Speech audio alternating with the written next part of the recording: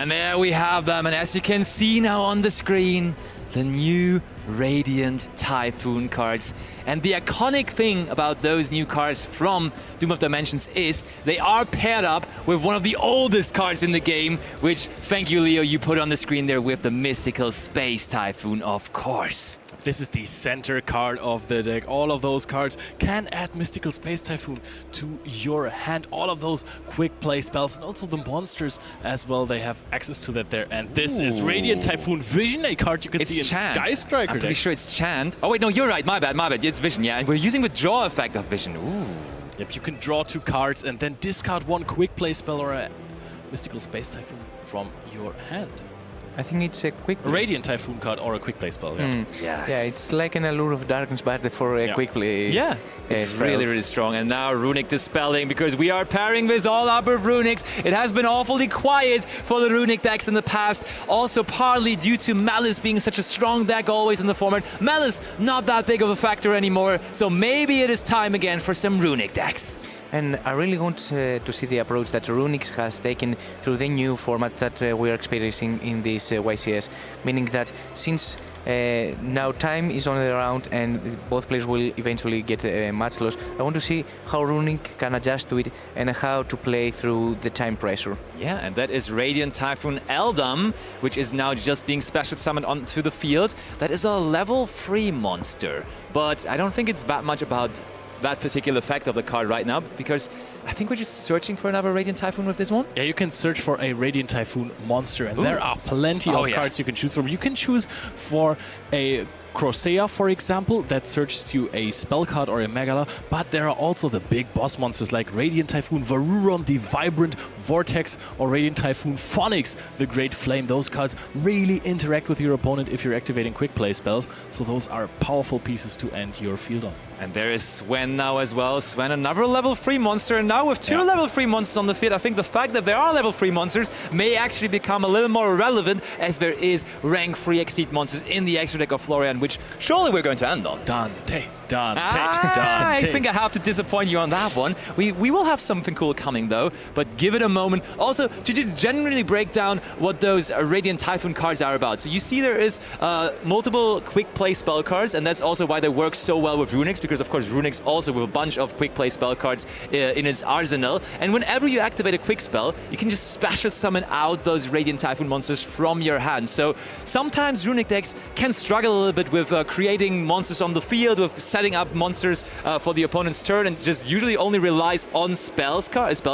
But here you get monsters out so easily, and they're so versatile in what they're doing, so you just add a really different layer to the deck. And to be honest, one thing that I just noticed and I really like about this strategy is that Runick obviously hurt a lot against Cosmic Cyclone, yet Radiant Typhoon can be changed to any quick play spell that is activated in the field. So even if our opponent has a Cosmic Cyclone, for example, we can still summon our big monsters. Yep. And I want to see right now how Florian will choose to advance his game stage, meaning that yes, he will summon Typhoon Crosea into the field, and I want to see which Exist monster potentially will access through his 2 level 3s on the field. I would say a card that I like is Cicada King. Oh, Dominus Impulse is being used here. Crosea stays in hand for the moment. This might take away a critical combo piece for Florian here, but we're going to go for an overlay here. Rank 3, I told you about it, and that is one that you also haven't seen in a while. Number 75 it is, Bamboozling Gossip Shadow, which can just turn one of the opponent's effect into an effect that both players will draw a card off. Yeah, but now we have passed the turn, and Christopher just gets to draw a card for his draw phase, opens up the main phase, and shows his opponent, okay, you wanted to draw cards, right? This is how we do it. We draw one in draw phase and then immediately throw out an extravagance to the field to draw 2 cards here. Pot of Greed has successfully been activated if you do not care about your extract too much. Checks it out a little bit and now gets 2 free cards in hand. And to be fair, I think that when you activate Impulse and then the Extravagance can only mean one thing in the current meta state, and yes, Mitsurugi. Yeah. So I think that Florian From already the knows. hand, and there is Amino Habakiri in the hand. Murakumo, my bad. And that's always crucial when you have that hard drawn, because your opponent, when you're ritual summoning from the hand, isn't necessarily expecting it. Usually you summon it out from the deck, but here it already was in the hand, and that makes it come in really, really nicely here. And we can even chain block the on-field effect to destroy all of the opponent's monsters, so they cannot negate it with the Bamboozling Gossip Shadow. And, very important, usually Hugin would be able to protect cards on your side of the field, but if it would also be destroyed itself, it cannot protect anymore. It's a very smart choice by Christopher to send the Aramaso to the graveyard, a card that you usually do not need immediately. Oh, Freezing Curses is being chained here, but I mean, yes, you might not be able to out the field of your opponent, but you can force another discard. But one thing that would be incredibly painful would just be Mitsurugi Prayers chained to that. That would be so strong. Oh, wait. It's back in the hand. What's happening here?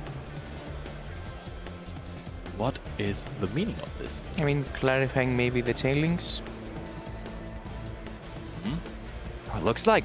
Oh no, it looks like it actually is forced to stay in the hand there. We didn't activate it. Maybe we're already at resolving, and yes, we are indeed resolving. Bye-bye to our rank 3 and also to the Hugin. And now it will not be easy from here on out, because when we activate the Runick later on, we will also just have to discard another card due to that Murakumo now being on the field. And I mean, we have said it plenty of times. When you play in the stream, you get very nervous and you feel the pressure. So it's logical for sometimes, you know, a misunderstanding can be happen when you activate cards into a chain link. Maybe you just said okay too quickly and then you let the effects resolve. But now Florian back against the wall, still has the Freezing Curses in hand, can later on perhaps negate a card and then draw a bunch of cards, even though Murakumo is also really strong against that. And now that is so big. Plays the Night Sword Serpent here. I have an actual ruling question for you guys. We activated Pot of Extravagance at the start of main phase. Was Florian even allowed to use the Bamboozling Gossip Shadow? Because that makes both players draw a card. So he probably couldn't do that because his opponent wasn't allowed to draw any more cards because of Pot of Extravagance, right? That's true. Like, actually, with the Extravagance, we did not only get 2 cards, but we also sort of pseudo-negated the Bamboozling Gossip Shadow. That was huge. So we have a droplet with Pot of Greed effect, sounds like. That is so crazy. I would say the other way around. It's a Pot of Greed with a Forbidden Chalice as well in there. Yeah. Now, oh my goodness, look at this pre-preparation of rights as well. The cards just keep coming for Christopher here. And Florian basically passed to 1 impulse. Couldn't get out some draws with the Runick Fountain. I'm going to ask a very important question here about the deck. If you have Hugin in the extra monster zone, how do you get rid of it? Because a crucial part of the Runick strategies in the past were just synchro summoning away the Hugin from the extra monster zone and then summoning another one to get your draws in the first turn as well. How do you do this? I don't think there's tuners. There should not be any tuners because there also is no synchro monsters in his extra deck, but you could just possibly go into Donner as a link on monster, but that's not very good on your first turn, so that would only be into a field. You can also summon SP and activate SP, target itself to banish. Oh, that sounds... Yeah, I mean... interesting, but yeah, it does work. An option, okay, Mitsurugi Mirror now, and I mean, we haven't even addressed the fact that Christopher Nielsen is bringing that pure Mitsurugi deck. It's actually my deck that I picked to win the entire tournament. I think that deck right now is incredibly strong. Also, of course, profiting off of the fact that people are dropping Drone and Lockbirds in their main deck. Yeah. And with all kind of hybrid variants of the Mitsurugi deck being hit due to King of the Feral Imps no longer being allowed in the Yu-Gi-Oh! Trading card game, this pure variant that obviously doesn't need to search for the Mitsurugi pieces is so much stronger now. Oh.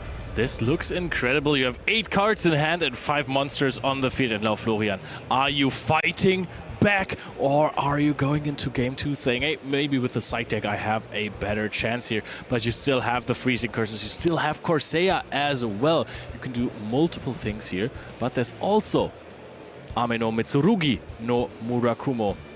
The other way around. Ame no Murakumo no Mitsurugi that can force you to discard another card. If it's a Runick card in your hand, fair play. So, Christopher considering it. Oh, another Dominus Impulse! That's crazy. Still, though, Runick Fountain. And also the effect of the Crusea now activated. Does Dominus Impulse negate the activation of the card? That's what I was wondering about. Negate the effect. Oh, it negates the effect. Okay, so then the Runick Fountain, of course, can absolutely still be activated. But I think we're just reading our own Crusea. Like, I wasn't sure when I read the cards first whether they would activate on a new chain or whether they would immediately chain to the activation of the spell cards. So it seems like they're able to activate on a new chain here. Cannot be destroyed by battle or card effects. Oh, that's a good one actually to have you in this situation. Oh my days, yes. Yeah. If a quick play spell is activated except during the damage step, you can special summon this card from your hand. Oh. I think this is on activation. Now Magatama is getting rid of the Runick Fountain. That is huge. Is there somehow a way to get a card into your own spell and trap zone here? I doubt it. I will say that much. Corsair, that would be crazy. Or Crossair, if it just actually took the turn away. Mystical Space Typhoon is being added here. Oh yes, that's how you do it. The classic one is onto the field, or for the moment in the hand, but it is in the game now. That is crazy. This card adds a Radiant Typhoon card and a Mystical Space Typhoon. You may as well. That explains the level of the monster, I will say that. It does, absolutely. Now, Florian is explaining, hey, as long as you don't have cards in your spell trap zone, this card cannot be destroyed.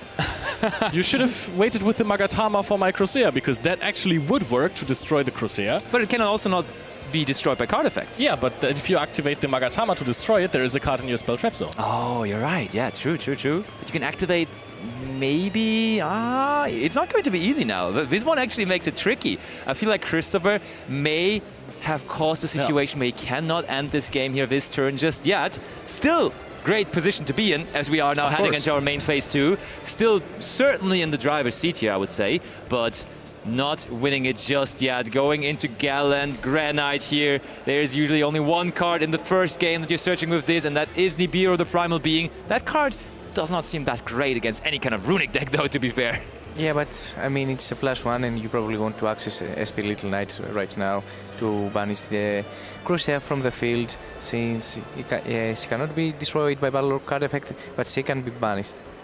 Yeah, wait, one thing that I just realized, isn't Magatama main phase only? Let me read up on Magatama. I don't think it is, actually.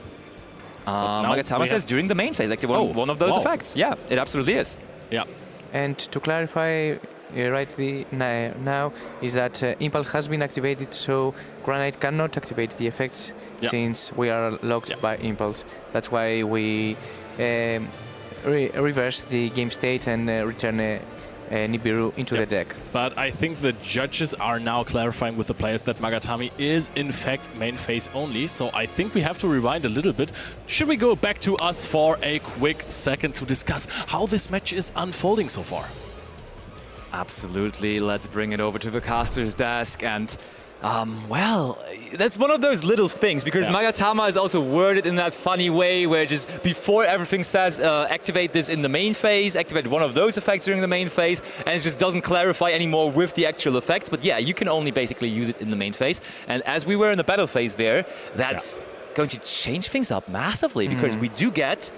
I think, do we get 3 draws? Or do we get at least 2 draws, I'm pretty sure. Because there was a Runick turn 1, and there was that Runick now that we just activated. So that's at least 2 draws, which is huge. And it is not only the draws, it is also the fact that we know our opponent's hands right now, and this may be a little tricky, for example, just setting a trap and then enter battle phase.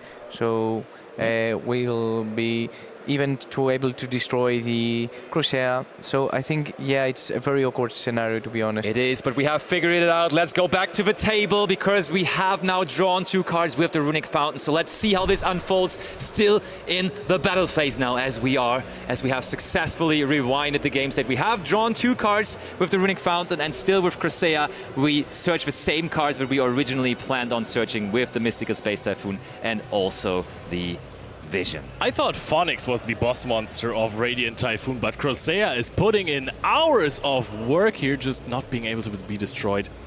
buy card effects, or battle if the Spell and Trap Zone is empty. If you know about the deck, or if Christopher had taken the time to read the card because he knew it was there from the start, he could have just set one of his prayers. Yeah, absolutely.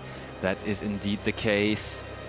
And I've just been informed that we should just bring it back to us quickly again, because there is still some more things, some more details to be sorted out there, and we want to, of course, make sure that the game state is exactly as it is supposed to be. But yeah, Radiant Typhoon is certainly a deck that I mean, maybe a little had on my radar, but it definitely wasn't one of those archetypes where I was like, okay, this is going to be dominating YCS Lille now. When you thought of Doom of Dimensions, you were like, oh yeah, those new DDD cards were great. Marshmallow was going to push that yummy deck certainly a lot as well. But those Radiant Typhoons went under the radar. But they are maybe going to force a Typhoon here. For our Sky Strikers enjoyers here, I think not, because the quick play is really, really strong for a deck, to be honest. Vision, absolutely insane, getting you more and more draws, getting some more spells in the graveyard is also really, really cool. So I think there is a lot of room for Sky Striker in this tournament as well. But for now, this seems like a pure approach. And you can just see that the main deck monsters that are not played in Sky Striker, they are incredibly strong. They special summon themselves for free, basically, and search your cards. How much better can it be? And I mean, I wasn't expecting to mix them with Runick, and it makes so much logic, right? The fact that you can trigger any card of each engine with the another is amazing. And I see that, and that Florian has come very, very prepared for this event, and I'm really hoping that we can see how his combos and how his idea will, go through this event. I feel like it is the most obvious combination, though, right? Like with the Runicks and the Radiant Typhoons, it's just like when I was reading those Radiant Typhoon cards, Runicks plopped into my head immediately, because that just makes a perfect pair. It just makes so much sense to have them together. Still, I see your point of what to do with the Hugin in the end, but ending on a Hugin is not that bad, right? As a protection card, sorta, it's not horrible. You can still just exceed summon in your main monster zones. It slows down, like ending on the turn on Hugin in the extra monster zone is not too bad, but slowing down your own turn and denying you the draws that you want to have, because you need the other Runick cards that can be used on your own field for that. So you have to have a little bit of a luck of the draw, which is not something that I love in my decks that I want to bring to tournaments. But what I want to say is that this deck has found the perfect solution for the age-old problem with Mystical Space Typhoon. Tell me. They have the trap card. Let me get it up. The Radiant Typhoon Mandate. And this card says that if you activate a Mystical Space Typhoon, you can chain it to it, and then you can target one card on the field and negate it. So if your opponent activates Raigeki, and you chain Mystical Space Typhoon, you can chain the Mandate. In fact, negate. Negate and destroy. Mystical Space Typhoon has never been stronger.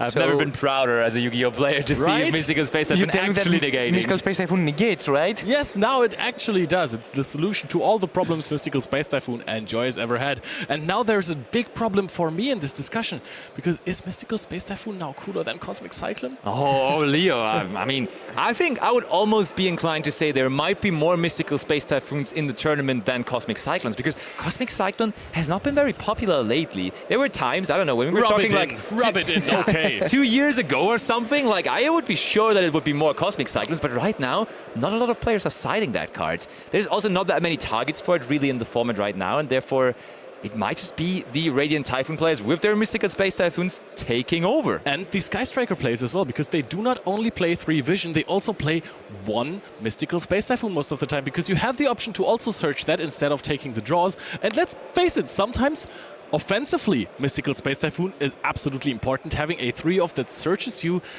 a destruction for your opponent's floodgates or whatever you feel like is super big. Also, you have play with this card yourself if you pop your A0. You do, but speaking of offensively, I think we should be offensively jumping back into the game. We are ready to rumble again, so back to the table we go.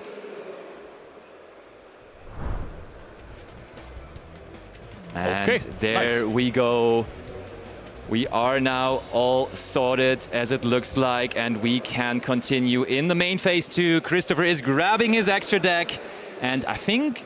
like, it was the plan beforehand, so it should probably just still be the plan to go for that Gallant Granite, fetching that Nibiru, or maybe not. You have impulsed. Oh, you're right. And I mean, right now, it is very scary to give to a Radiant Typhoon Runick deck the option to go another turn and have so many cards in the hand, right? I would be very, very scared. But there is no battle phase for Florian in the next turn. That is very important. But setting cards there against Mystical Space Typhoon. 4 cards. Christopher just has it all. Spells, monsters, whatever. But Florian, of course, also sitting there with so many cards. Runick flashing fire. That's the power of the Runicks. Just in the end phase even. Making sure that because Runick Fountain is on the field, we can go after those cards. Wait a second. Not only that, he has plenty of monsters as well in his hand that he could chain to this. Okay, Murakumo was chained, of course. So we're discarding a Radiant Typhoon monster, but you should be able to. 3. On the new chain, we now get to activate our Radiant Typhoon, and that is the power. Like, Runicks on their own, already always being able to trigger Fountain on resolved drawing cards, that was crazy enough. But now, additionally, also getting a big monster, in that case, the Radiant Typhoon Phoenix, the Great Flame, is massive. This card is insane. If you have one more spell card that you could activate in this turn, that would be crucial, because this card targets 2 cards on the field and shuffles them into the deck. So if you have another Runick card, use it here. No. We're going to pass here on the side of Christopher. Florian is picking up his cards and finds one that he does not want in this situation. I mean, it's an easy discard for Murakumo in worst case scenario. That is a very good point, yeah. That's true. But there is the trap card. Christopher has the trap card set, the Great Purification, and you may as well, he says. He tributes the Murakumo, and that's tough, really. Maybe we should have just gamble a little bit and tried the Mystical Space Typhoon first, hopefully just hitting the Great Purification so we make sure that our vision could resolve, because I don't know how much more we get to do after this. Going to search for the Mitsurugi prayers as we have used the effect of our Murakumo. And I think we're scooping things up. Game 1 eventually does go to Pure Mitsurugi in the hands of Christopher Nielsen. The main deck Purification coming in clutch. That is a card that you can play in the Pure Mitsurugi variant. Wasn't too popular when Mitsurugi Ryzeal was a big deal, or in Mitsurugi Yami variants. But you're playing so few bricky cards in normal Mitsurugi because you can just work with everything that this is just a perfect fit here. Also, your end field needs a little bit of extra sealing sometimes. And to be fair, Mitsurugi is one of those strategies that let you obviously combine it with another engine like Yami or even Orcast, we can say. Yes. However, when you play it pure without another engine, you need to have these extra interactions, these extra cards that will let you play through any field and then establish a minimalistic board, even with one trap card and pass your opponent. And I would like to see how those players will approach after side in, side out the current match. What do you side against Radiant Typhoon? Well, Eradicator Epidemic Virus? If you have it, sure, go ahead, do it. But I don't think we were prepared in that fashion. So what could there be? Like a lot of the... I think Ghost Spell has been decently popular lately due to it also having very good applications against Draco Tail and also not being too bad against Yami, being able to hit the Yami Surprise when trying to bring back from the graveyard. You can chain it also to the Synchro Monsters. That is huge. Sometimes if you Nibiru them and they only end on one Synchro Monster, you activate something and you chain it. But since we play Impulse, maybe Ghost Spell is not an option, to be fair. Yeah. So I think that we may not see a Ghost Bell, but we can see other cards. For example, Digicrow would be a good option against this matchup, meaning that yes, it doesn't have a direct application, but in the longer run and in the grindy game, it can hit a very important target, or even Mystical Space Typhoon, that since Radiant Typhoon wants it in the graveyard, right? Yep. I can see Cosmic Cyclone being fantastic in the match. Come on! I think that Cosmic Cyclone, it's time for it to fight back, right? Mystical Space Typhoon is running away in popularity right now. If you hit a Runick Fountain, that's cray-cray. Hear me out. Dimension Shifter. Yeah. Oh. Yep. It's only the one-off, but actually it is a card that we are seeing in pure Mitsurugi decks. We are playing that because all the Mitsurugis are worded in the way that where they only have to be tributed and they don't have to go to the graveyard, and therefore, so if you're just tributing one of the Mitsurugis, even if you're activating Mitsurugi Ritual, use materials from the deck, you can still get to use the effects of the monsters that are then banished. And against a Runick deck, having Dimension Shifter is just massive because they just can't recycle all of those spell cards.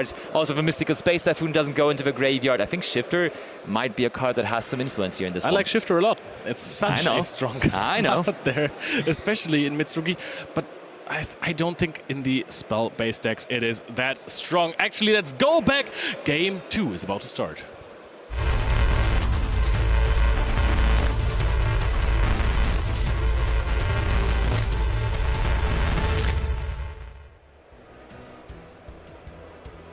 In Runick variants, now that I think more of it, I wouldn't play Shifter. No, I would absolutely not. Okay, now though, second chance for Florian. Match absolutely not over yet. Still 2 more games to be played. Oh, we have Hadra on the Runick Fountain. That can sometimes be pretty good. And we have another Runick to pair it up with. Flashing Fire, ready to special summon something out. We still go for the Hugin. And I am pretty certain that we... Do we activate the Hugin? Because we are playing 2 Runick Fountains. We do. Oh, we drew the Mystical Space Typhoon as well. Ay.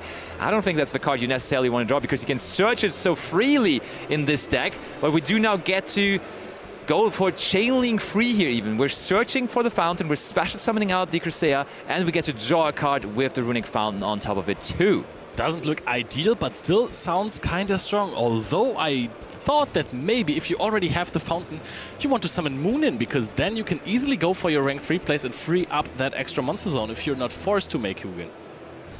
Oh. Do we play Moon in? We do absolutely not play Moon in. Wow.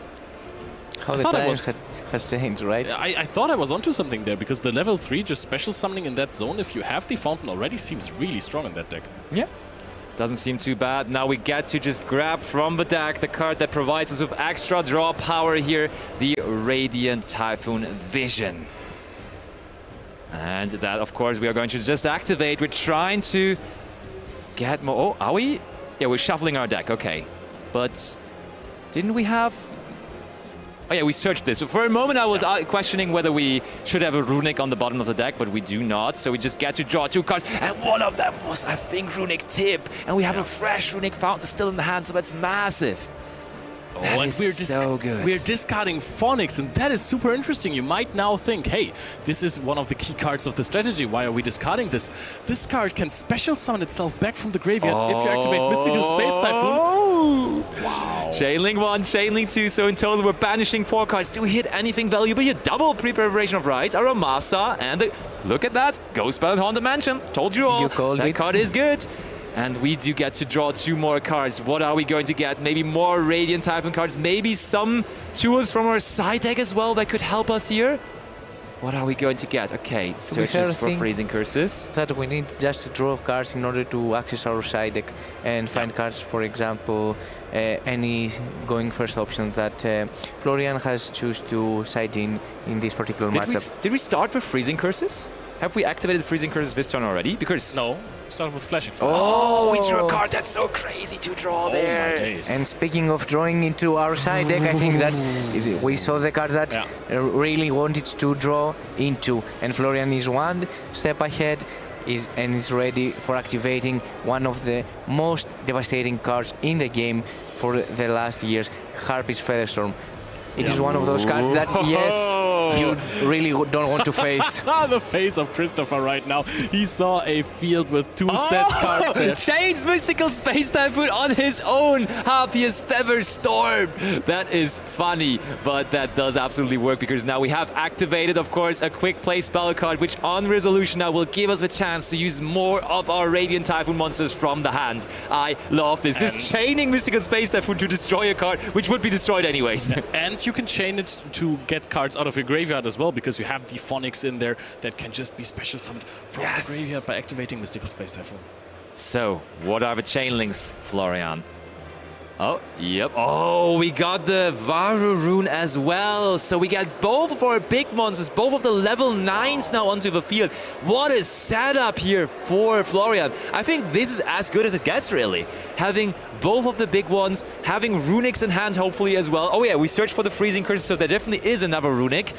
That is looking good here. Question is, was that not a little bit of an overextension after you activated the Harpy's Featherstorm already? What is there to come? If your opponent going second has Breakers in his deck and he's Raigecking, you know, you lose 2 very important cards. You could have kept the Mystical Space Typhoon and use it in the end phase, perhaps. Maybe, yeah. I get what you mean, for sure. Seems reasonable, but now Christopher, does he have cards like Raigeki? Checking his graveyard. For a second, it almost looked like he would be conceding, but no, we may as well try again with Pot of Extravagance. In game number 1, we have already drawn 2 cards, and we're doing that again. Pot of Greed all over one more time. And it's very important that Mystical Space Typhoon is in the graveyard, since now all the Radiant monsters have gained the second effect and boost their own effects. And I want to see if, as you said, Leo, Christopher will draw into a potential Regeki, for example, or a Dark Hole in order to deal with this field. We but we passed turn, and yes. now, of course, it's good. Christopher can just approach this slowly, as we do not have a battle phase this turn. Florian sets another card, and we just want to go back to the next turn. I'm pretty sure we announced that we skipped the battle phase, and now it's back to Christopher. Happy's Featherstorm is surprisingly less effective than I thought it would be. If you don't have a battle phase, yes, but if you have a battle phase, for example, now that we can ritual summon, a card may be chained. Oh my days. Florian, I think you may... Oh, he did not chain it. Yeah, I mean, he can wait for to see the targets that will be... But now there is the Murakumo on the field, and you will have to discard an extra card to activate that good old reliable Harpious Featherstorm. So I don't know whether I like that too much, to be honest. But let's see. Maybe negating a card helps you at some point here. But yes, another Harpious Featherstorm is just so crucial, having both of those. And I want to see how Christopher handles that situation. Look at him. Okay, he does chain the Murakumo. Okay, we just waited for a chance to activate our last Runick. Leo, I think you were onto something with the fact that we cannot get rid of the Hugin on our side of the field in the extra monster zone. If we have prayers right now. But now we don't have a battle phase again. Yeah, and if you had prayers, then Murakumo would be out of the field, it would not be negated, and then Harpious Featherstorm would have been negated.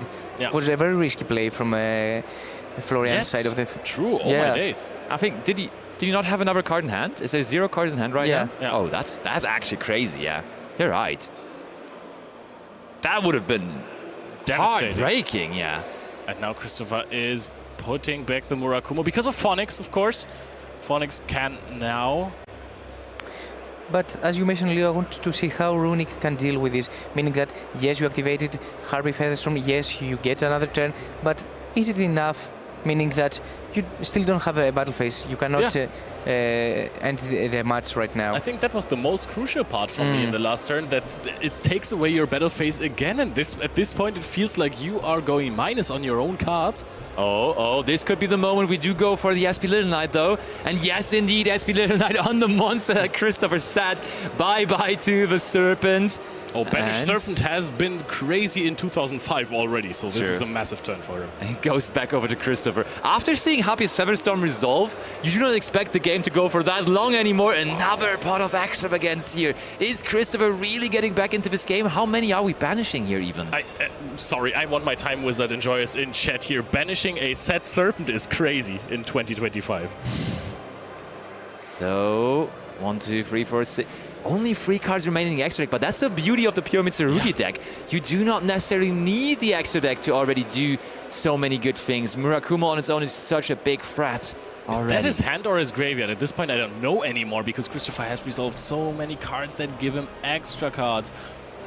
And I mean, I really love the fact that Christopher has been hit with double Harpious Featherstorm, and yet he's still on the driving seat right now, and he can actually push for game, to be honest. Yeah, it looks so good for him after being double Feather Dusted. This activation of the Freezing Curses just to get a draw was perhaps a little bit too greedy. Also, we have to take a look at the clock. We are approaching the 20-minute mark here, and we're still only in game 2. I think this is Christopher's turn to push for a lot of advantage here. But versus the Runick deck, you never know which cards they have in their hand. You can activate the spell cards as well. Oh. We carefully looked through all of the resources that were banished and that are already in the graveyard. So every Mitsurugi effect right now, we need to know whether there even is a target. For that one, it's quite obvious, because Kusanagi just... Oh my God. You gotta be kidding me! This is Harpious Featherstorm number 3. How is that? Like, we drew one card every turn and always just was V Featherstorm, and this is the one that seals it now. Florian with the winged beast monsters and the most powerful trap card combined with them just takes game number 2. At this point, he's playing Harpies. He has activated more Harpies card than Mystical Space Typhoons in this entire match. So I think this is definitely considered a Harpy deck. And I mean, if you were Christopher, this pressure to hit not by 1, not by 2, but from 3 Harpies Featherstorm, it's devastating, to be honest. And you need to, be strong and get back into the game, because yes, game 3 is there and you can still win it. And I mean that he really tried to get this game, and he was 1 press away from giving us an amazing interaction. But now I want to see what is the ceiling of this deck, because so far, yes, Harpies Featherstorm, phenomenal card. It's great if you can play it, but that can't be the only reason for your deck to be performing at this level of play, being XO at a YCS. I know it's not the latest round so far, but still winning 3 rounds in YCS is crazy. Step by step. Exactly. So what are you capable of doing with this deck? We have seen the Phonics and the Varum. Exactly, yeah. The negate monster. The Varun, yeah. Is that the case? Yeah, Varun. Okay, good. Varun. Those are the big monsters you want to have. But then I thought you would have more advantage, especially if your opponent lets you play, because Christopher didn't do anything in that game. That's true. It really felt like the resources were not really usually from the Runick deck you get used to the fact that they always have like 4 or 5 cards in hand, but that never happened. Like, we used the Radiant Typhoon cards, but they were not really replenishing themselves. It was really weird. Like, it almost felt like he was handcuffed there, sitting there, because he always had to play with those Radiant Typhoon cards and he could never really get off. That was weird. I mean, he was forced to play with Harpy Featherstorm. I mean, it's the best scenario to be fair. Forced to play. But I think our duelists are ready, so let's go into game 3.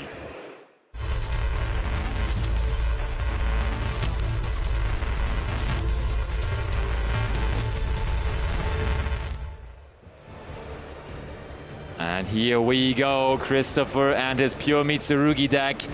Sometimes in the past we have seen pure Mitsurugi decks go for a side deck, Fossil, Dyna, Pacifical. Oh, I always...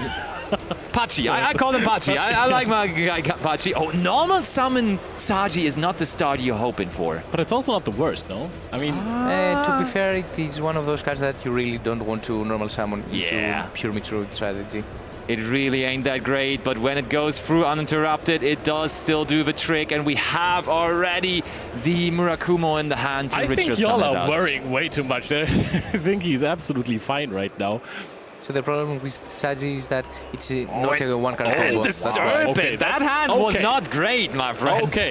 Okay, but if you're uninterrupted, that still works. What is happening? Oh, Meowth okay. being used on the serpent. That's crazy. And you have to discard another card here. Dispelling. But it's a Runick in the graveyard, right? It's alright, I guess. We draw a card here. What do you expect Meowth for this YCS? No. It is one of those cards that have been out of the meta due to Malice not to be so competitive like before, but as we can see right here, it's pretty good against the Mitsurugi. Obviously they can play around it, but it's a very interesting option. I feel like it's alright against Mitsurugi, and it's decent even against Yami, I would say, because against Yami you can even hold it for your own turn, wait for them to summon back from the graveyard. You could also technically just activate it on their turn, of course, because it interacts with the field spell too, but they can just always find a way to play around it a little bit, so it's weird. Main issue with the card is against those decks, it gets you 1 or 2 draws, so it's fine to activate it. I don't think it's worth the side deck space. Or the main deck space, because you could have high impact cards. Hear me out. You can play a Field Breaker deck with Meowth. Just hold Meowth for your turn. It can work. Oh, yeah. Okay, I can see that. Okay, we get to search for Purification. That's always good to get. But honestly, that opening hand from Christopher was really, really, really vulnerable. I think if there would have just been a singular Infinite Impermanence or something, it would have just immediately been a problem for him, and he may have passed without any major moves. I think Christopher used Habakiri and then sent off the Murakumo. Is he going to special summon him though? Yeah, I was wondering the same thing, because that is not great into Meowth. Looks like he does not. Looks like he just simply keeps it in the graveyard. Yeah, he says it as well. Yeah. We're not going to do any of that. Now Mitsurugi Ritual is going to Ritual Summon from the deck. Is there just another Murakumo coming maybe? Because Futsu. We are playing multiple copies in this. I think if you're setting up your Murakumo in the graveyard, Futsu is the logical choice. Yeah. Go from the deck, sends the Habakiri from hand or tributes the Habakiri from hand so we can trigger it. Of course, it wasn't special summoned correctly before, so you cannot special summon it here. Oh, and we search for Magatama. That's so nice. When you get the Mitsurugi cards going and you have those niche cards in your deck like Magatama, like Purification, and you just have the opportunity to search multiple times, that is so insanely strong. Now that's a link to, which should be IP Masquerena now as well. Huge field. Looks like it may be good enough. IP Masquerena into SP Little Knight or Dynamondo, always so good because it, with both the SP Little Knight and the Dynamondo, it deals with the card in a way that cannot go back into the graveyard. Oh, look, we're just revealing what we have there. We have all the options, all the different interruptions. And we don't have players, which may be important, to be fair, to play around to the Runick spells. But I think this is a very, very solid field from Christopher's side. Yeah, and the Saji. Still sticking to the game plan. Saji, his strongest trooper here, still staying on the field. I told you, not only was this a great start, it's also a great card to end your field on. Quote me on this. Oh, okay. Draw phase, I think, is where we immediately go ahead and use the Visions. Or is it Chant this time? This looks a lot more Chant. Yeah, this is, I think, Radiant Typhoon Chant this time. I was wrong in game one, but this time around it is that one. And that one is just going to search for a Radiant Typhoon monster from our deck. A level 4 or lower, though, so we cannot get the big ones. We cannot get the Varurune or the Phonix. Actually grabs Mystical Space Typhoon. Oh, that's the other. I wasn't even mentioning that because I thought, no way we're getting Mystical Space Typhoon, but that is also technically something we can do. And this time, we should have maybe done this in game 2. But this time we try to just go after the trap card and we do hit it. That's huge. Massively well-timed Mystical Space Typhoon there because that just traded with an Omni-Negate. And I mean, when you take the 50-50, you really feel very, very happy when you hit the correct card. Yes, that's you. Okay, normal summon Radiant Typhoon Eldam. Okay, doesn't want to go for a possible special summon here to not trigger the Futsu.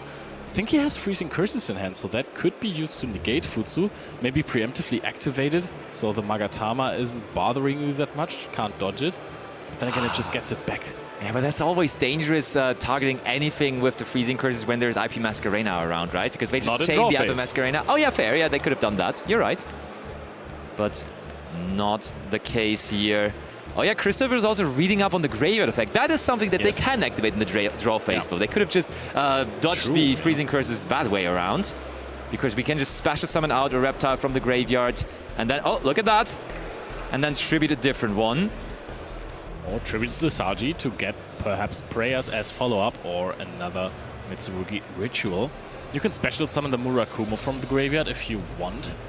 Yeah, I think that's probably the case, just to destroy any monster on the field on Florian's side and just be able then to access his SP later in the main phase 2.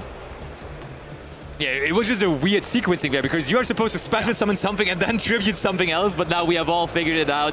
The Murakumo comes back, the Saji goes into the graveyard, and it can now even use its effect, of course, which is massive. So we were trying to go into the battle phase, running over the IP Masquerena to get rid of that interruption, but now with the Murakumo coming onto the field, we can just get that monster off the field. But how good is that really? Because that's a very early Murakumo, and now the Futsu, while it still generates an incredible amount of value, which is possibly crazy versus Runick decks that cannot OTK easily, or at all basically, your interruptions are out very, very early in the game, or in the turn. Well, you're not really worried that much about big fields with a Runick deck though, right? So maybe it's okay to have that out early. I feel like the IP Masquerena into SP Little Knight or Dynamondo is just such a strong move that you just really value that more right now. But I mean, for the SP Little Knight, you can just use Futsu at some point, get the Kusanagi back and add back more resources, and then go into SP. Oh, okay. Freezing Curses. We could still possibly be in the battle phase, so maybe this is our way to deal with the IP Masquerena. Let's preemptively using it, or are we summoning even? We could also be summoning, I guess. Yeah. Murakumo is being used as an answer here. Oh, we're discarding Sven. And now, I mean, there is also the Sleipnir, and Sleipnir is 1500, so we could just try to attack over the IP Masquerena here. That doesn't sound too bad either. I mean, I don't think you can attack after activating Runick cards. I mean, we're in the battle phase, I would assume. You can attack, but you cannot access your battle phase, so since you are initially in the battle phase, you can still attack. Okay, we're using the effect of Hugin, and we're also using the effect of Crosea, but there's not many cards left in hand here for Florian anymore. Resources aren't that great anymore. We use the effect of our Futsu now to get back the Kusanagi. This is not looking too fantastic right now for Florian, but he keeps on trying. He keeps on pushing into this field here of Christopher. I mean, Crosea gives you a Mystical Space Typhoon and a other card that you can get, so you could get Visions and Mystical Space Typhoon and perhaps try and draw into a Runick card if you have the Fountain developed. This could be your way to get back into this, to get all the value that you want. Yes, but do not forget that Christopher still has some interaction in his side of the field that can deal with Fountain. If Fountain leaves the field, Florian has very less resources in his hand, meaning that he has a lot of cards to discard, and with Murakumo on the field, he needs to discard one card plus in each turn. Okay, we get the Mystical Space Typhoon back from the graveyard too. That Mystical Space Typhoon has done so much work already. And we now go after the known Magatama as well. And also that one cannot be activated anymore, as this is, of course, probably still the battle phase, I would assume. When did we go into the battle phase? I thought we were still in draw phase. Oh, are we going into a SP Little Knight now already? Taking care of the Murakumo. Now Futsu wants to activate, so apparently the freezing curses have not been used on the Futsu. This is one of those instances where I wished that we could hear the players talk. Okay, SP Little Knight banishes both the IP Masquerena and the Murakumo, but we get back the Aramasa as well now due to the Futsu. Okay. Now, you get two draws. You need to find we need a Runick. Spell. We need a Runick desperately. And another quick play spell, because if you have to discard one of those, otherwise you will lose your entire hand. This is basically a Lure of Darkness. Oh, I think we found Flashing Fire. That's and you get to discard a Radiant Typhoon card as well. Flashing Fire here on the Futsu. Kusanagi. I think all of these small Mitsurugi monsters have the protection effect that if a original monster would be destroyed, you can destroy them instead. Something like this. And I really like the interaction between SP and IP. So SP was summoned targeting Murakumo to banish, then IP was activated to link summon. However, SP targeting the IP and the SP eventually to banish until the end phase. So IP could not fulfill her effect. Okay, boys. 1, 2, 3. Just a casual draw free. We know it from Runick Fountain, but we haven't seen it in a while. But do we get something that is valuable here? Do we get something that helps us? Because next time all the resources are still there for Christopher. We are in the end phase immediately. That's no good news. Because now that will allow Christopher to push back into this. Christopher pushing back into this. He has 5 cards in hand. Now it's 6. He has plenty of resources. One of the best monsters of the entire deck theme on the field, Futsu.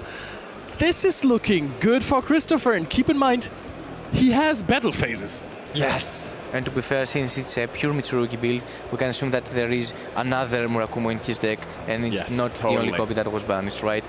So I think now Christopher has a lot of options to go through. And I think if you manage to access NSP in order to deal with Fountain, you're in a very, very good place. Okay, we're not going for game this turn then, but also the deck, even if you only play one Murakumo, you can access it by recycling your Kusanagi. It also, we have seen this earlier, takes the banished cards back to your hand. So those aren't even problems that have been dealt with permanently from the side of Florian. SP is now chaining to Futsu? Target Futsu? We got it. We got to target the Futsu. But I mean, they could still just chain the Little Knight. But you have, I think you have freezing curses in your hand. But they don't even need to chain the Little Knight, to be fair. I think the plan is here, SP Little Knight, target Futsu, and then, okay, you would never ever activate SP Little Knight in response to that, right? That doesn't seem very good. On the other end, the freezing curses, getting the freezing curses out of the hand would be nice, right? Like the Fountain is not on the field anymore afterwards, so... Oh wait, if you get the freezing curses off, And afterwards, after SP has been activated, you don't get rid of the Runick Fountain. Oh, yeah. Chaining the SP here is no way on earth you would do that. Christopher's thinking about it. He's taking a quick look into the crowd. I think we are discussing something with the judges. So for the moment, why don't we bring it on back to us to have a little chat about the game so far while the players are still figuring out what is going on. To be honest, I was very surprised about how well the Radiant Typhoon Runick can play going second against a Mitsurugi field, which is very, very strong, as we have mentioned before. And it dealt very, very well with obviously the guesser of the deck, the Mystical Space Typhoon, right? Yes, and I think I may have figured out what was going on there, because all those Radiant Typhoon cards, they pair really well with the Runicks, but there's one thing. There's always that one sentence that you keep on forgetting. Crocea, the level 6 of the deck. After it is resolved, you can only special summon wind monsters for the rest of the turn.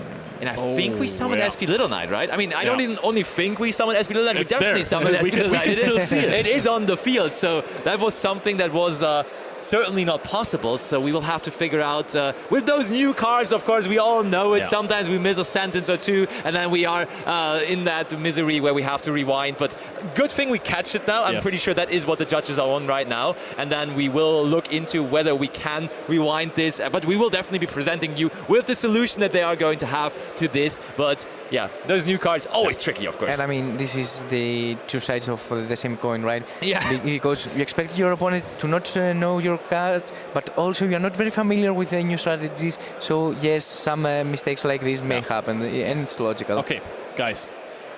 What's your take on Radiant Typhoon so far? What do you like about the deck? What are you curious if you're going to be able to fix it? I like Harpy's Featherstorm. I think that card interacts really well with the deck. I think wonderfully used in game number 2, even thrice. That was massive. Impressive, yes. But I think maybe there is something else that is not Runick's, because Runick really is the one that jumps in front of you right away when you read the Radiant Typhoons. You're like, oh yeah, you gotta combine this with Runick's. But maybe there's something else. Maybe there's something that we're missing. Maybe there is just, maybe you only need to play a couple quick spells. Sebastian, what about Sky Striker with a big Radiant Typhoon package? Because I think that could work. Yes, you will have to work around the problem of using the main monster zone with your monsters. But if you're playing this big of a Link deck, you can kind of fix that issue. And I would like a more explosive version of the deck and also a bigger field. Actually, bigger field, you have your main deck monsters in the main monster zone, and then you have your Sky Striker spells. Maybe this needs a little bit of tweaking. And then but we can access Hayate at least.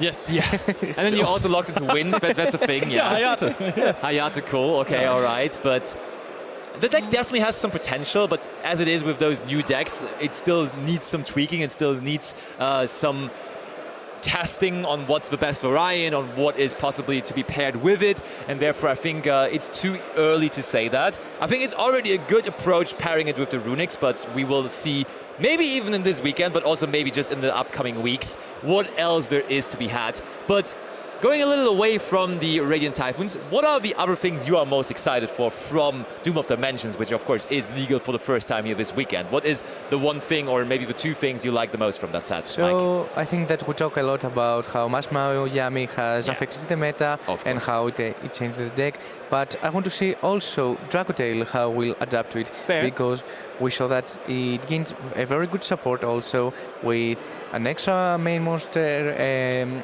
an extra monster and also an extra trap. Yeah, Dracotail Sting is good. Yeah, honestly, the trap card is nice. Yes, and I want to see how it will adapt to the current meta state, meaning that adjusting your opponent and playing with their graveyard, it's very, very crucial, especially for Dracotail, who had not a way, apart from other options, to interact with their opponent's graveyard. Okay, listen. Yes, okay, Dracotail, Marshmallow, Yummy, crazy card. Oh. Megalith.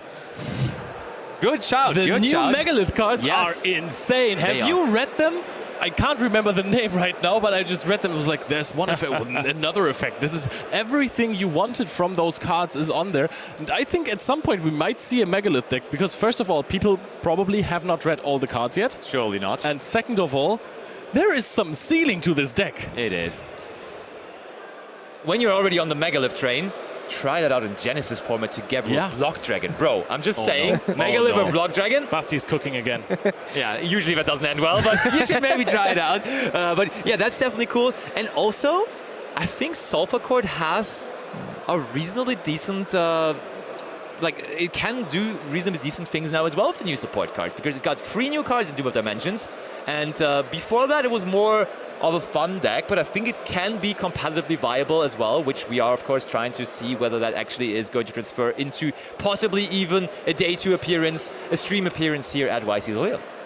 I like it. But talking again for Radiant, I want to say that I really loved how Mystical Space Typhoon was adjusting to the current meta state, meaning that a lot of spell and traps are only in the main phase. So I like the fact that you can deal with them during the standby, during the draw phase, or even the battle phase. And it was very crucial, for example, in the Mitsurugi matchup, to see that you can just destroy your opponent's spell trap cards without even giving the opportunity to your opponent to chain them. Yeah, definitely. Okay.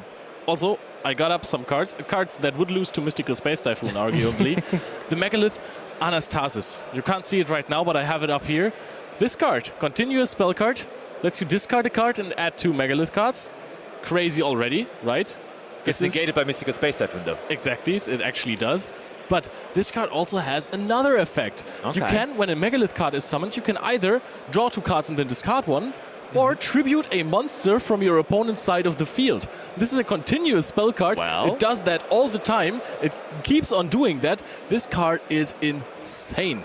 I like it, yeah. No, Megalith is... Actually, Doom of Dimension is just like a whole toolbox of different support cards for all kind of different decks. Like, everyone just got a little piece, and like everyone just got a couple more cards. Could add like 1, 2, or 3 cards even to their deck, to their most favorite deck. So I think it's not like introducing... Like, wait, there's one more thing that is introduced, though. Doom's Ad? Like those cards, maybe they are going to have an appearance as well. I have not seen them at any of the tables, but I think they have some massive potential as well. So maybe we are going to see them too this weekend. I mean, I think it is one of those sets that give the opportunity to a lot of decks to higher their ceilings, right? Yeah. And giving to old and new strategies the support that needed. And I like that they took over some effects. You know, Habakiri, reveal a ritual monster and then profit off of this. New Megalith card. I know, I'm talking about Megalith again. Notra Plura. You can reveal this card, and then your opponent for the rest of the turn can't react to your Megalith monster effects anymore. So, Leo, what do you like more, Megalith or Radiant Typhoon? Oh. Because before the round, I can tell you, there were some glow in Leo's eyes, and he was using the words, "It is now my most favorite deck of all time," regarding the Radiant Typhoon deck. How impressed are you so far, though? Okay, I see. We're on Megalith now. Yeah, life changes quickly and fast sometimes, right? You're just getting back at me for calling you out on the Ninja decks that you never played. He said so many times Ninja was his favorite deck. No, I like Radiant Typhoon, but I agree with you that you will have to find some more different solutions to this deck, because not being able to attack all the time, if you're playing with a lot of main deck monsters, tough. I found a solution to our game, though. Judges are ready. Game state is repaired. So let's go back to the table, back into the action here for game 3. Massive shoutouts to the judges there. We could see it on our other screen. Very complicated scenario to reverse this game state, but they did it with a great job here. So phenomenal. And now... Okay, we can use the Flashing Fire on the IP Masquerena. We get to use the effect of Runick Fountain now too, drawing 3 cards. I mean, those are now just different cards that we're getting to draw. Let's see. That is crazy. All right, Christopher is now cutting the deck. Let's see what Florian gets. Oh. Maybe those are the cards that he always wanted. 1, 2, 3. Can we work with this, Florian? Is this what we were desiring? It looks like we just passed. Okay. Yeah. No activations, no further activations. I mean, there's not much we can go into because the Hugin cannot be linked up, as we just saw. So we will have to pass on this. And now it's on Christopher. Does he start with the Aspidal Knight again? He was already trying to do that last turn, but this time maybe it is his move.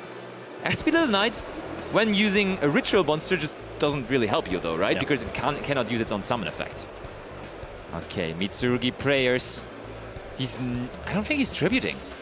Did he tribute anything? Kusanagi. Oh, the Kusanagi. Okay, yeah, it's in the graveyard there. Right. I mean, right now you don't need to access your SP Little Knight to deal with Fountain, since you have a lot of resources on the field and you can go for game. And it's not only the monsters on the field, but also I think 4 or 5 cards in the hand. So I think right now Christopher can extend a lot and go for game. However, it also depends on Florian's hand, if he has a Runick card and if he activates it to draw new cards, and we can see a potential new game state. Maybe we have reached a point again, though, where Christopher is possibly overwhelmed by his options. It feels like he has his entire deck in his hand. So he might as well... let's see. I trust in Christopher that he can capitalize on those situations. He is a seasoned duelist for sure, so he will find a solution to this. I am almost certain. Checks the graveyard here from Florian again. Doesn't want to make a mistake, but that is a Link summon. Is that still SP Little Knight, or do we just go into Dynamondo here, maybe? It is the Dynamondo, of course. And that can also just go after the Runick Fountain. That's what we do. No response even. That's crazy. Because that means there probably is no more Runicks in the hand of Florian. And I mean, in this scenario, when you don't have Fountain on the field, you can play so much freely, because now you don't fear potential new draws or potential interaction yet that you don't know about. And I think right now Christopher is in a very, very good spot.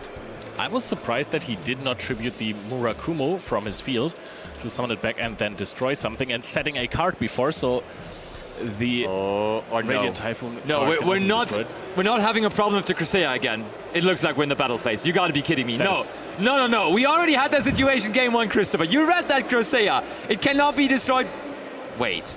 Do we have Mystical Space Typhoon in the graveyard? We have, right? We can activate. It depends on your opponent not having spell or trap cards. Oh, also true. Yeah, you're right. Oh, wait. Also, I think it's also with Mystical Space Typhoon and the trap card. That's right. Wait, now I have to read the card again. I'm going to get it up for you guys at home as well. I think it's only no spell traps. In main phase 2 again. I think he might just think this card cannot be destroyed by spell or traps.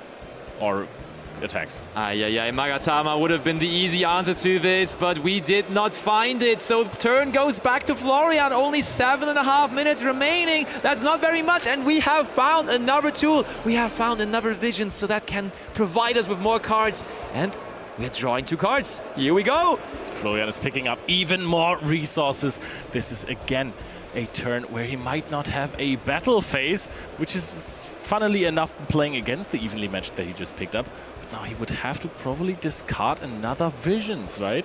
But to be fair, his hand has 3 dead draws, right?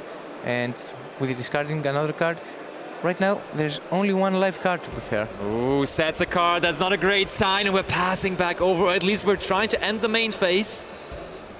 Now Dynamondo activates here and gets back the Murakumo. Now you have plenty of cards in your spell trap zones. Crusea gets destroyed. Christopher gets to draw a card. 1 set card. 6 minutes left remaining. Christopher has plenty of attack points on the field. Not quite enough to go for a game because IP Masquerader's attack is quite measly, but okay, we're just attacking. I mean, we surely have prayers, right? And then prayers can just make this enough attack points overall. And I think that Christopher hand just drew into an impulse, so we can see Florian. Even that, yeah, that's crazy. I would believe that Florian would activate the Runick spell that has set in order to special summon from the extra deck, and then impulse will play a very crucial role if Christopher indeed drew into impulse. So, checking the graveyard, but if there is Mitsurugi prayers, this is an easy way to just seal this. We're not summoning back the Murakumo with the prayers, but we're summoning it back with its own effect, and then it can, in fact, attack again, bypassing the restriction of our prayers. It is Dominus Impulse and the win for Christopher Nielsen. Ultimately, pure Mitsurugi, still undefeated here, and still a threat to maybe win the entire thing this weekend. Radiant Typhoon could not compete with these hand traps. Dominus Impulse in Game 1, it was the decider of the match. In Game 3, it sealed the deal. I don't want to say it decided the match, because I think that was the overwhelming amount of cards that Christopher Nielsen had there. I think in total, counting field, hand, 13 cards.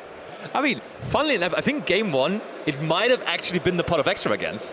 Like, that was hilarious that his own pot of extravagance sort of negated the bamboozling. That was bamboozling to me, really. I don't even think he realized, because he played around it so well. He used the ritual and sent Aramasa, which is, at this point, when you're already playing, Aramasa is not the most useful card that you can search. Sometimes you get a Futsu, but if you put it on Chainlink 3, and your opponent goes, okay, bamboozling Gossip Shadow, you can draw a card instead. That's so much better. Yeah. And I mean, Pot of Greed with Chalices sounds a really strong card, to be fair. Good combination, for sure. It is a decent combination, not gonna lie.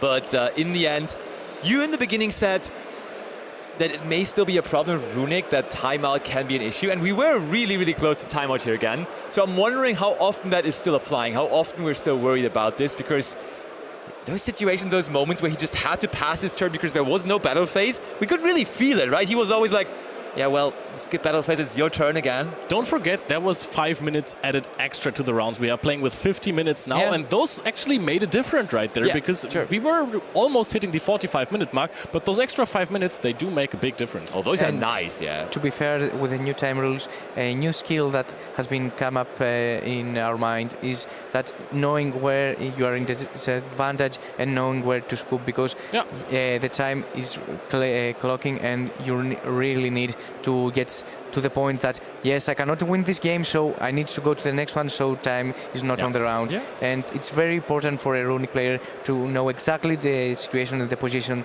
that he's going to win or lose in order to play accordingly. Yeah, I think the skill always already was needed, like having that skill was always good, but it's more important than ever before, for sure, now with the update that we got. And it's just important that the players do realize those moments, not only with Runick, I think with any kind of deck in the room. Like a game where you think you're not very likely to win, I think sometimes you just have to like calculate the odds. Okay, if I have a 15% chance to win this game, is it really worth investing? Is it really worth investing the 20 minutes that I have to put into it there? Or do I just rather scoop and take the 70-30 that I have game 3 when I go first? I think sometimes it gives you a mentality boost as well, when you're like, okay, well, I should scoop this game. This is not looking too great. And you're not spending too much time in a game that feels you can't get out of a trap or something that your opponent has set up. You're like, okay, I can't really do too much here. You just get out of there. Don't play this. Don't be sad about it. Just play the next game and try to win that one.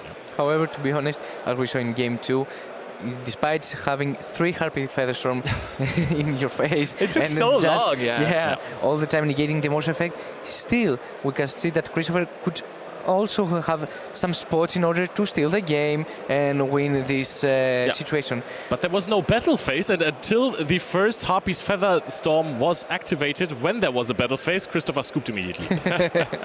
He was just waiting for that moment where finally there would be the battle phase, and that I don't even think he had to go to battle phase eventually, right? Like he was just already he got the concede when there would have been a possible battle phase, essentially, which was very good for him that he finally got to seal that one. And I think you are sort of relying also on your opponent to realize that, right? As a Runick player, you need your opponent to sometimes just scoop because, please, let's just go into the next game, There was like a very close moment where he almost lost. He wanted to activate these freezing curses that took away a battle phase from him, but also then gave his opponent the chance to activate a prayers. But he didn't need the prayers. He won regardless, even though there were Harpy's Feather Storms en masse activated in that match. Let's hear it from Christopher Nielsen. And we are with the winner of the last round. What a game it was, what a match it was, and you managed to take it all, to take the victory, the 3 points. I mean, you must be exhausted because it was a very, very long game. Yeah, I'm really exhausted after the match. To be honest, I'll be honest with you right now, I didn't know what any of his cards did.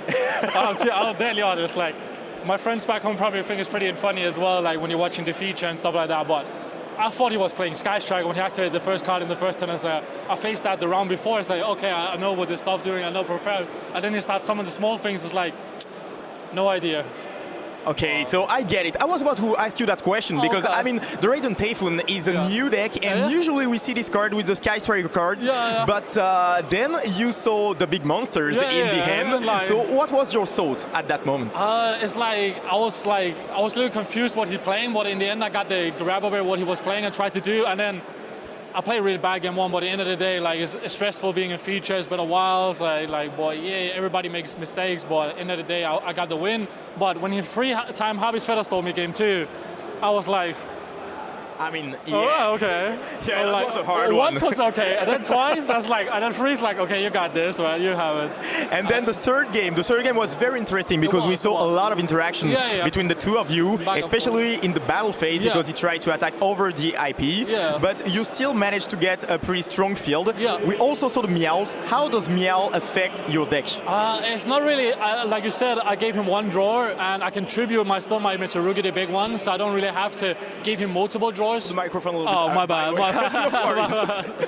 So yeah, that's why like in the end like I did that instead. Like so, I didn't really. It's okay against my version, but if I play with the Fiend's mid cards, it's a little bit harder to play through that, obviously. But still, you managed to get the victory. We are not gonna take long because the next round is already around the corner. So we're gonna let you prepare for that round. And at home, don't go anywhere because we are going to get some action real soon. Stay tuned.